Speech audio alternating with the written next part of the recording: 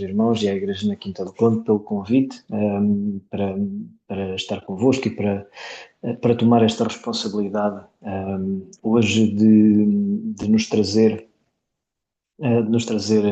a palavra de Deus. E então a nossa mensagem hoje vai ter um título, e esse título é Entre o Chip e a Cruz, a inteligência artificial e os valores cristãos. E então uma história que um dia um crente pediu a um daqueles bots de inteligência artificial, o ChatGPT, um crente pediu-lhe para escrever uma oração para ele. E o ChatGPT respondeu-lhe: desculpa, o teu histórico não tem dados suficientes para esta operação. Portanto, nós estamos rodeados de tecnologia e isso não é necessariamente mau. O problema é quando começamos a substituir a fé por funcionalidades, quando já não procuramos direção no Espírito Santo, mas sim nos algoritmos da tecnologia. E então, por isso, hoje vamos falar sobre isto. Vamos colocar a questão: como é que a inteligência artificial está a afetar a nossa vida cristã e o que é que a palavra de Deus nos diz sobre isso? Então, os perigos da inteligência artificial. O primeiro perigo é criar-se um novo ídolo digital. Primeira carta de João, no capítulo 5, versículo 21, diz-nos: filhinhos, guardai-vos dos ídolos. Os ídolos de hoje já não são estátuas com olhos que não veem e ouvidos que não ouvem. Os ídolos de hoje são as apps do telemóvel, são redes sociais, são assistentes digitais, são os algoritmos que sabem tudo, menos o que se passa no nosso coração. Há cristãos que passam mais tempo a procurar conselhos no YouTube do que a orar. Passam mais tempo a confiar naquilo que vem na internet do que na direção que Deus quer que eles tomem. E quando deixamos que a tecnologia decida aquilo que vemos, aquilo que sentimos e até naquilo em que acreditamos, já não estamos nós a usar a tecnologia, estamos a ser usados por ela. Então, tenhamos cuidado com o bezerro de ouro versão 2.0, que agora traz Bluetooth. O segundo perigo é a ilusão da autossuficiência. Provérbios 3.5 diz-nos: confia no Senhor de todo o teu coração e não te apoies no teu próprio entendimento. E a inteligência artificial dá-nos uma falsa sensação de poder e de segurança. Podemos pensar: eu consigo prever tudo. Podemos pensar: eu tenho todas as ferramentas. Podemos pensar: eu posso controlar o meu futuro. Mas esquecemos de uma coisa essencial, que é: nós não fomos criados para viver com base em lógica, mas com base em fé. E a palavra de Deus diz-nos mais uma vez também em Tiago, capítulo 4, versículo 6, Deus resiste aos soberbos, mas dá graça aos humildes. A tecnologia promete autonomia, mas o Evangelho ensina dependência. E então tenhamos atenção: a autonomia sem submissão a Deus é orgulho disfarçado de progresso. O terceiro perigo é a desumanização da fé. João capítulo 13, versículo 35 diz-nos palavras do Senhor Jesus Cristo: nisto todos conhecerão que sois meus discípulos, se tiverdes amor uns pelos outros.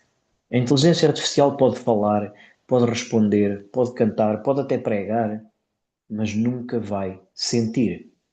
E isso é um problema, porque a fé cristã não é uma fórmula, é uma relação, é um toque, é uma presença, é por vezes uma lágrima, é um abraço.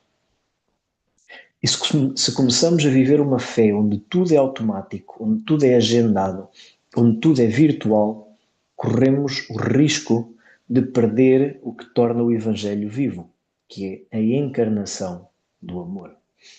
Jesus não nos enviou um tutorial a dizer como nos poderíamos salvar. Jesus veio pessoalmente. O quarto perigo é a verdade e a manipulação da verdade. O Evangelho de João, mais uma vez, no capítulo 8, versículo 32, diz-nos: Conhecereis a verdade e a verdade vos libertará. A inteligência artificial já é muito poderosa, mas também pode ser perigosa. Pode gerar notícias falsas, pode criar imagens que nunca aconteceram, já neste momento, pode imitar vozes, imitar rostos, até falsificar palavras de pregadores ou de líderes. E estamos a entrar numa era onde o discernimento espiritual já não é opcional, é essencial. Precisamos de cristãos com olhos abertos, que não se deixem enganar por aparências digitais, mas que reconheçam a verdade pelo Espírito. E a verdade continua a ser Jesus. O quinto problema é ter discernimento e não medo. Na primeira carta aos Coríntios, capítulo 6, versículo 12, lemos: tudo me é permitido, mas nem tudo me convém. Tudo me é permitido, mas eu não me deixarei dominar por coisa alguma. Então, a inteligência artificial não é o problema. O problema é quando ela se torna o centro. Podemos utilizar a inteligência artificial para estudar a Bíblia, para melhorar o nosso trabalho ou até mesmo para evangelizar. Mas nunca podemos deixar que ela tome o lugar de quem nos guia, de quem nos consola e de quem nos transforma, porque isso só o Espírito Santo pode fazer. A tecnologia é uma serva útil, mas é um mestre terrível. Conclusão, então: o chip ou a cruz? A inteligência artificial pode prever o futuro, mas só Jesus pode dar-nos um futuro com esperança. Vivemos entre o chip e a cruz, mas só um deles pode salvar. A inteligência artificial pode ajudar a tua mente, mas só Jesus pode transformar o teu coração. E era aqui neste momento que eu estava a dizer que pode parecer hum, que isto teria sido a conclusão daquilo que temos para falar hoje, mas não é. E mudando um pouco de assunto, eu creio que nunca nenhum pregador alguma vez reclamou autoria absoluta sobre alguma pregação que fez.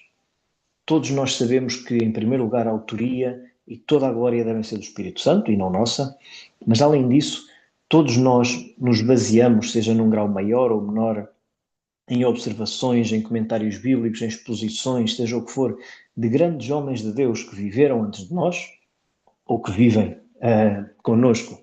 Eu creio e espero que nunca nenhum pregador tenha dito de um púlpito: eu inventei tudo isto sozinho que estou a dizer sem ajuda de mais ninguém.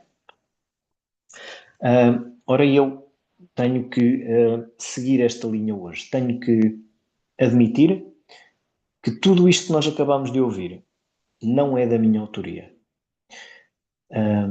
Sempre que alguém se prepara para uma exposição, usa pequenas peças de sabedoria registadas por outros homens de Deus, que com oração, com o seu próprio estudo, depois essa pessoa tenta juntar e criar um puzzle completo, um puzzle único, que depois, com o apoio do Espírito Santo, possa servir de bênção à Assembleia e possa dar glória a Deus. Mas hoje, pela primeira vez, desde que em todas as vezes que eu subi a um púlpito, seja um púlpito real ou um púlpito virtual, eu li uma pregação que não fui eu que escrevi de todo. Então, perguntam-me vocês, quem é que escreveu tudo aquilo que acabaste de dizer? E se calhar alguns de vocês já perceberam quem é que escreveu tudo aquilo que eu disse. Eu abri uma página da internet, abri a página do ChatGPT e escrevi assim: cria uma pregação bíblica sobre os perigos da inteligência artificial sobre a sociedade cristã e os seus valores. Usa versículos bíblicos para basear e uma breve piada no início. Apenas isto. Não disse que versículos deveria usar, não disse como estruturar a pregação, nada. Tudo aquilo que eu disse foi criado por uma inteligência artificial sem qualquer ajuda minha. Incluindo o título, tenho que admitir que gostava de ter sido eu a pensar nele próprio, porque entre o chip e a cruz é um título muito melhor do que a importância do sentido crítico. E no fim de me apresentar todo aquele texto, o ChatGPT ainda me perguntou se eu queria que ele me preparasse uma apresentação de PowerPoint para acompanhar a pregação. Portanto, irmãos e irmãs, naturalmente, vivemos num tempo muito perigoso. Creio que todos nos apercebemos disso, mas não sei se nos apercebemos de quão perigoso, é. E vamos começar pelo início. Tal como o próprio ChatGPT afirmou, a inteligência artificial não é algo bom nem mau em si mesmo. A inteligência artificial é apenas uma ferramenta. E uma ferramenta não é boa nem é má. Pode ser usada para uma finalidade boa ou má. Pegando num exemplo muito simples, uma faca. Uma faca pode ser usada para cortar alimentos para comer. Portanto, é uma finalidade boa. Pode ser usada para salvar uma pessoa num procedimento médico, porque um bisturi é uma faca, mais uma finalidade boa. Ou então, essa mesma faca pode ser usada para magoar ou mesmo para matar pessoas. Portanto, uma finalidade muito má. O que é essencial, sempre, em qualquer momento, é sabermos qual a finalidade com que usamos qualquer ferramenta quando a usamos. Porquê é que estamos a usar essa ferramenta? E eu sou sincero convosco, em contexto profissional eu uso a inteligência artificial bastante. Fazer uma pergunta ao ChatGPT ou a outro qualquer já me poupou dezenas de horas de trabalho, ou dezenas de horas a tratar dados. Outra coisa para a qual eu uso muito estes chats é para fazer traduções, porque na verdade aquilo para que estes bots, esta inteligência artificial foi criada é para aprender a linguagem, são modelos de linguagem, são programas criados para utilizarem todo o conteúdo que conseguirem na internet para depois poderem criar linguagem o mais próxima do natural possível.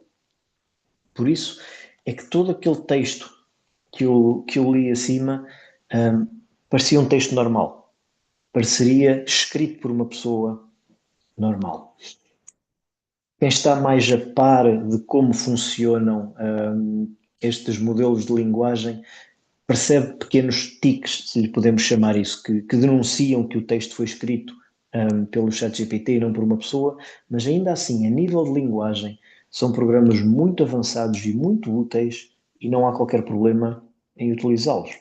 Mas aquilo que nós temos que fazer sempre, e aquilo que eu faço sempre, é verificar os dados, verificar o texto que o chat nos devolve.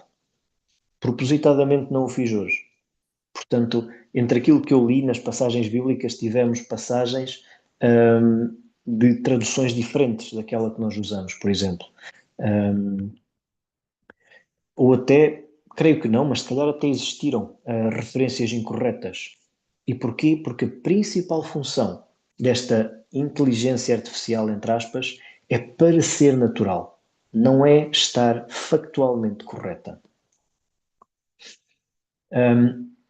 Quem segue a política americana terá visto há poucos dias atrás, creio que foi já esta semana, uma decisão do presidente americano em que ele ativou uma série de taxas alfandegárias, aquilo que ele chama tarifas, de forma muito orgulhosa, para a importação de bens provenientes de vários países.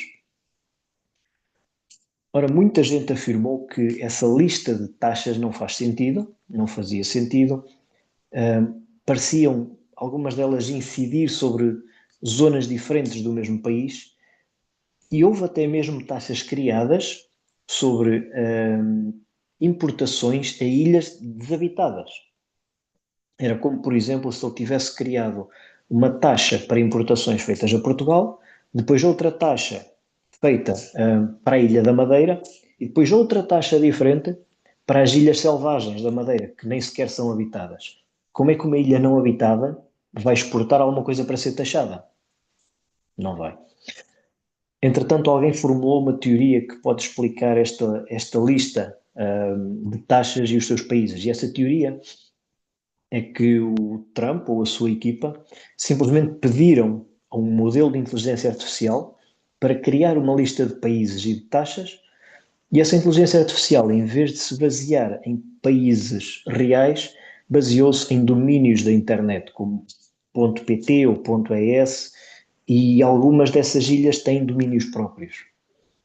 E então essa inteligência artificial criou essa lista de países, a lista de taxas e, por fim, ninguém da equipa do presidente se terá dado ao trabalho de verificar o resultado. E agora, essa decisão, por falta desse cuidado, por falta desse sentido crítico, foi ridicularizada um pouco por todo o mundo. E então é aqui mesmo que entra a questão do sentido crítico. Porque nós, enquanto cristãos, a confiança que nós temos em Deus é uma confiança total, mas não é uma confiança cega. E principalmente não é uma confiança baseada no que outras pessoas possam dizer ou fazer quando afirmam que o fazem em nome de Deus. A nossa confiança em Deus é uma confiança baseada na Sua palavra, na palavra de Deus e naquilo que faz sentido de acordo com a vontade de Deus. Mesmo sabendo nós que por vezes a vontade de Deus, ou muitas vezes, a vontade de Deus é diferente da nossa, e mesmo sabendo nós que de acordo com a nossa vontade, muitas vezes aquilo que está escrito se calhar não faria sentido, quando tentamos conhecer a vontade de Deus, então percebemos que sim, as coisas farão sentido. Então, irmãos, devemos todos estar sempre em alerta. Nós, os homens que têm responsabilidades no púlpito, devemos ter noção do uso que podemos dar a estas ferramentas. Sim, podemos perfeitamente utilizar a inteligência artificial quando nos preparamos para uma pregação. Eu creio que não há nada de errado, por exemplo, se me estou a tentar recordar em que versículo é que alguém diz uma certa coisa, mas neste momento nem sequer me lembro das palavras exatas que são ditas.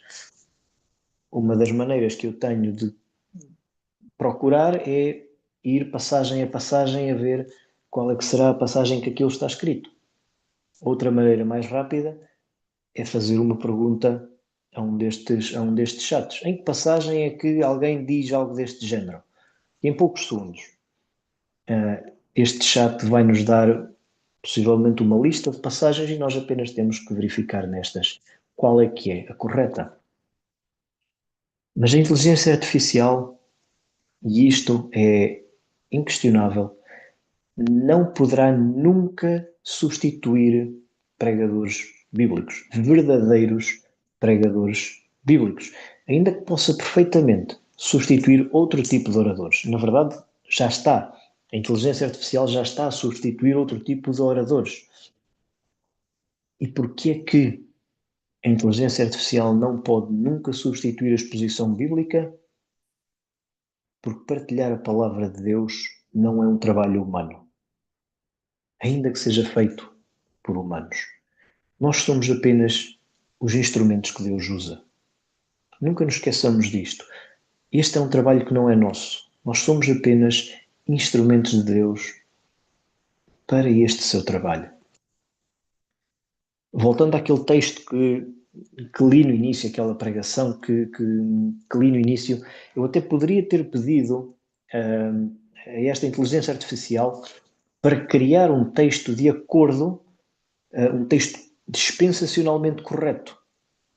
Eu já experimentei isto noutras ocasiões e o resultado surpreendeu-me, foi bastante correto. No entanto, e aqui é a questão mais importante, é que a inteligência artificial nunca poderá saber quais é que são as necessidades espirituais da Assembleia para poder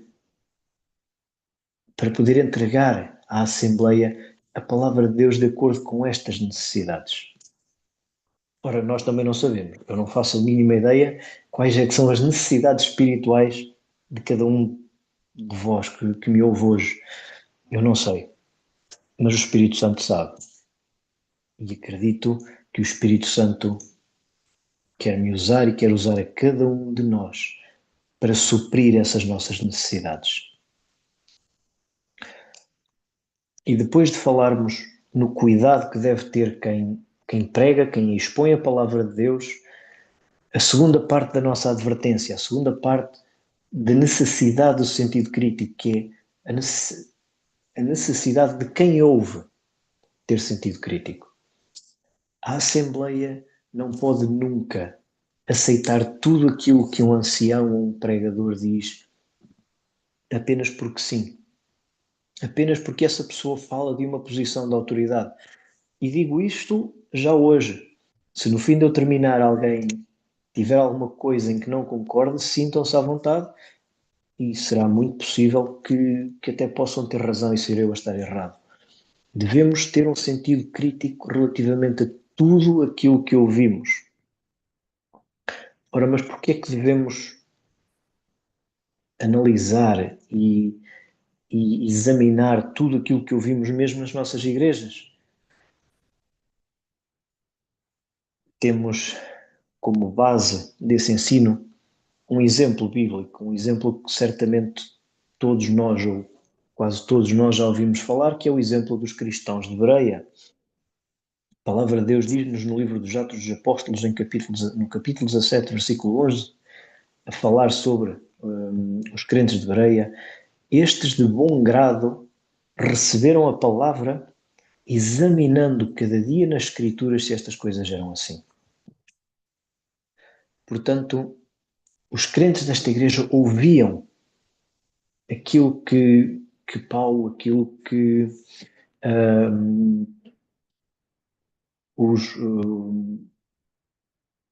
Paulo, os seus anciãos, aquilo que tudo lhe era, tudo aquilo que lhe era dito. Eles ouviam as revelações, porque eles estavam a ouvir coisas novas, e então eles comparavam aquilo que estavam a ouvir com a palavra de Deus que possuíam na altura, para ver se essas coisas eram assim.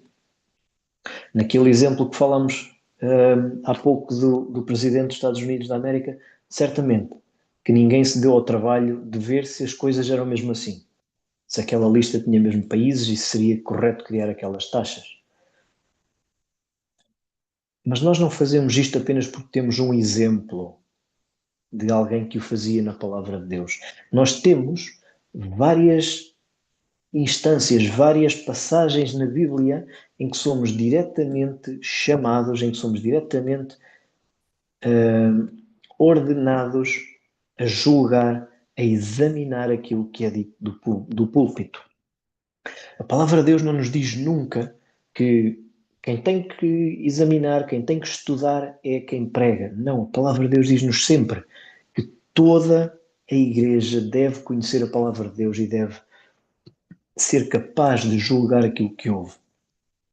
Na primeira carta aos Tessalonicenses, capítulo 5, versículos 20 e 21, o apóstolo está a dar as suas ordens à igreja em Tessalónica e diz: não desprezeis as profecias. As profecias é aquilo que vos é dito.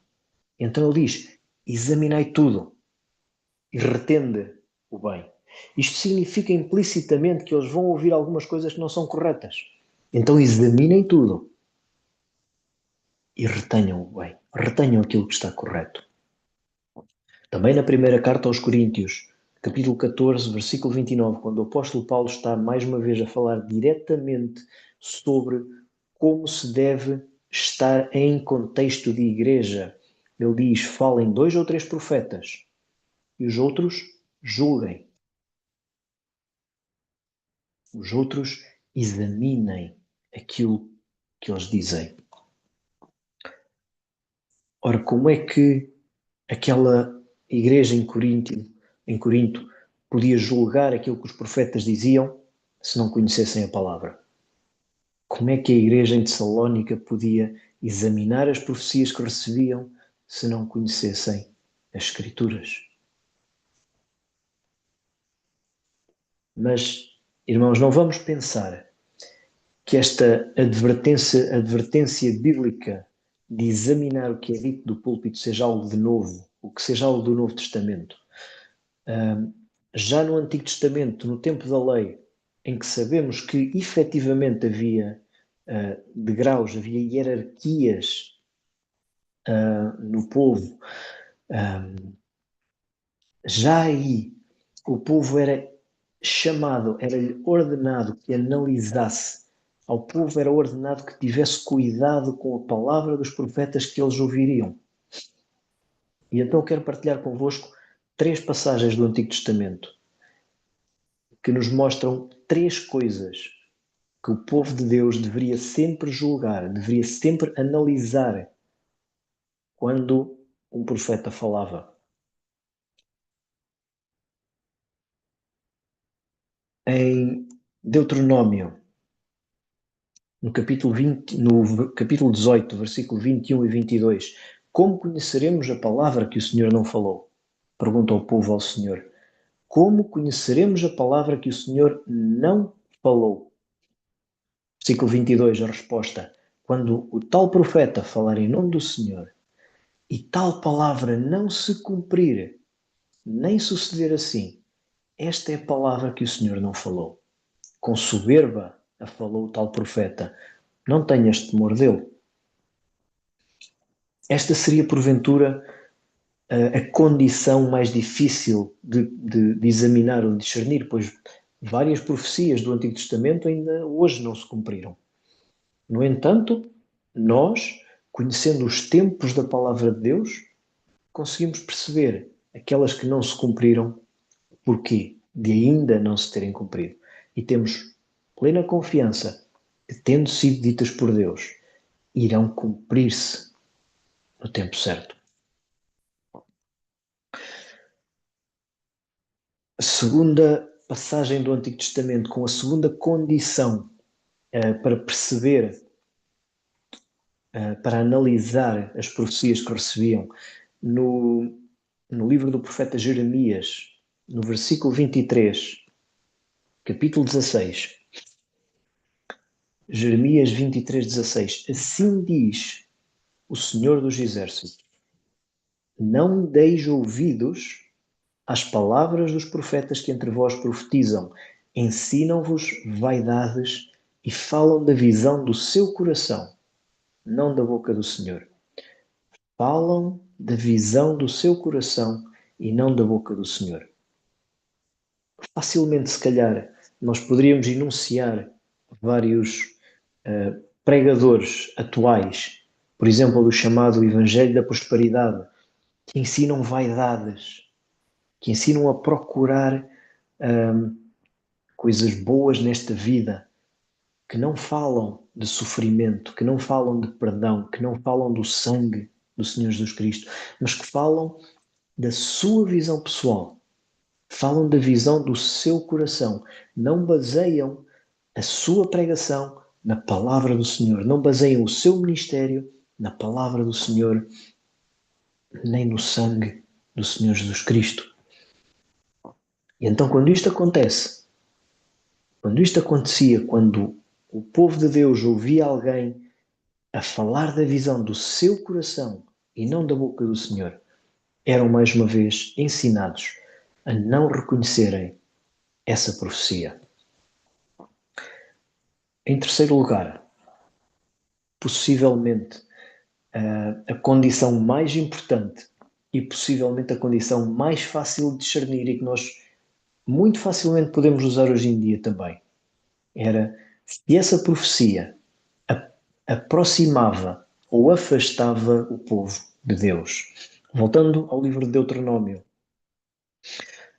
em Deuteronômio capítulo 13, no início deste capítulo 13, no versículo 1, diz o Senhor: quando um profeta ou um sonhador de sonhos se levantar no meio de ti e te der um sinal ou um prodígio.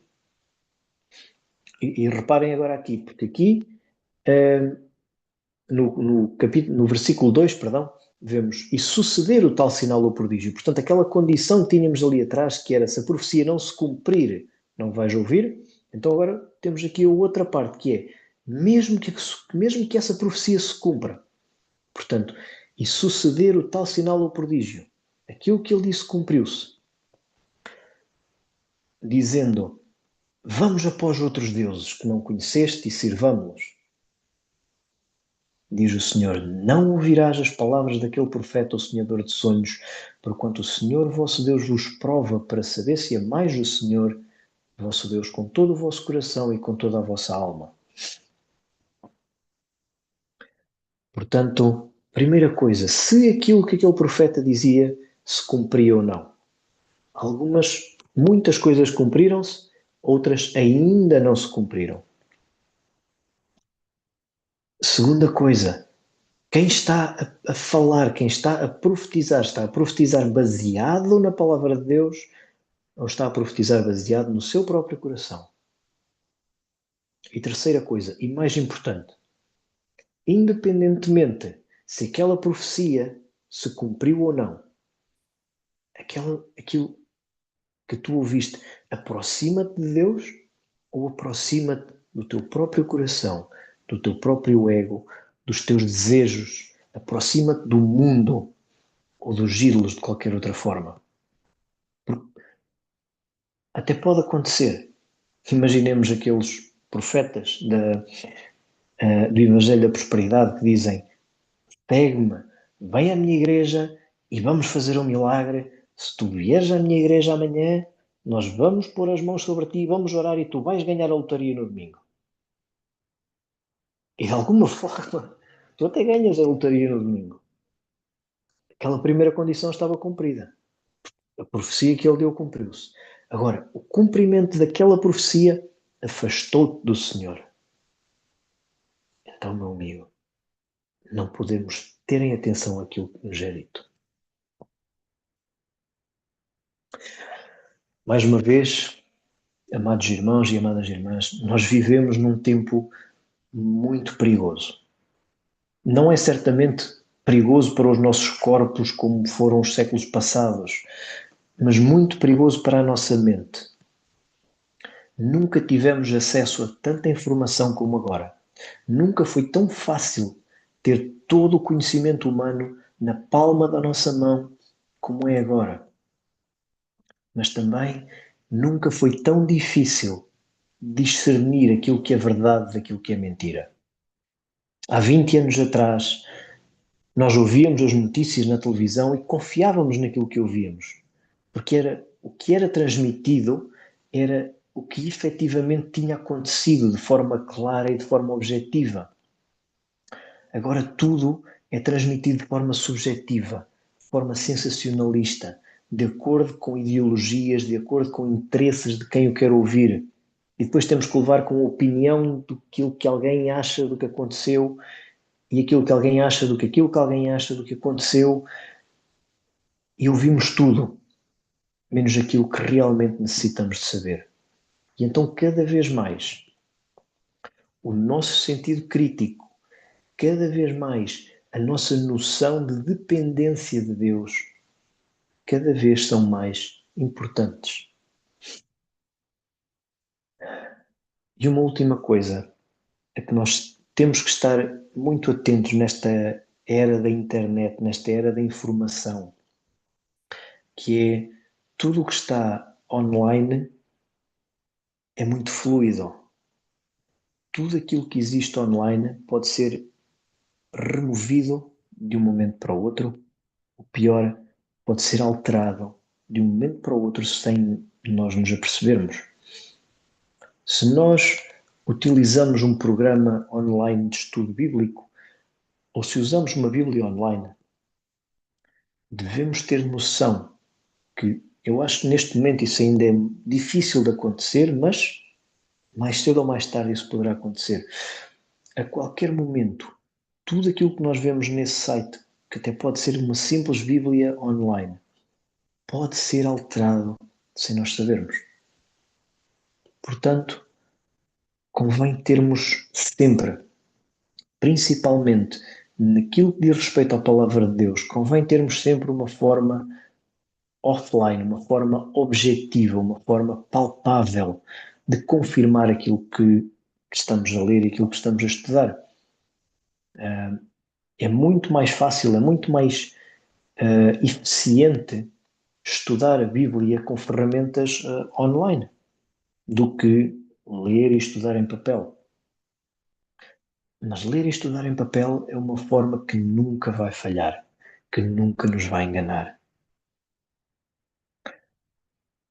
Então, irmãos, tenhamos sempre muita atenção à forma como estudamos a palavra de Deus, à forma como pregamos a palavra de Deus, à forma como ouvimos a palavra de Deus. Tenhamos muita atenção às ferramentas que usamos e usemos as ferramentas sabiamente, porque, mais uma vez,